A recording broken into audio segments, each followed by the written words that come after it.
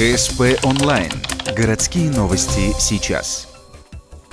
Пятница, 9:20, школа номер 21. В рамках методической недели в 4 Г прошел открытый урок. Необычную беседу на тему «Ценность рода и семьи» провели в рамках еще пока новой для нас дисциплины – «Основы светской этики». Учитель младшеклассников Татьяна Быстрова говорит, в современных реалиях такие уроки больше, чем просто актуальны. Ребенок должен осознавать значимость и своей семьи, и преемственности поколений. Традиции семейные, они, конечно, утрачиваются. Дети мало знают о своих прадедушках, прабабушках, свои корни мало знают.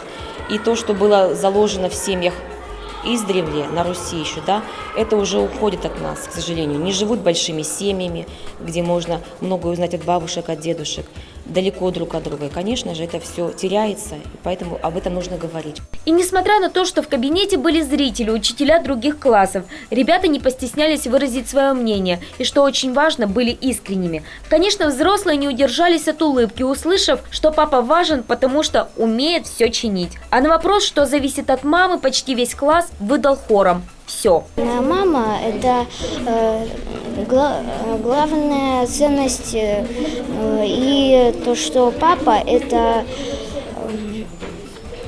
можно сказать, учитель. Он учит труду, помогает. Сколько у меня нет папы, я этого не знала. И пускай это были просто короткие 40 минут обычного школьного урока, тронули они душу, пожалуй, каждого, кто был в этом кабинете. И хотелось бы, чтобы эти сегодняшние школьники не забыли о нем со взрослением, став для своих родителей настоящим предметом гордости, а для своих детей прекрасными мамами и папами.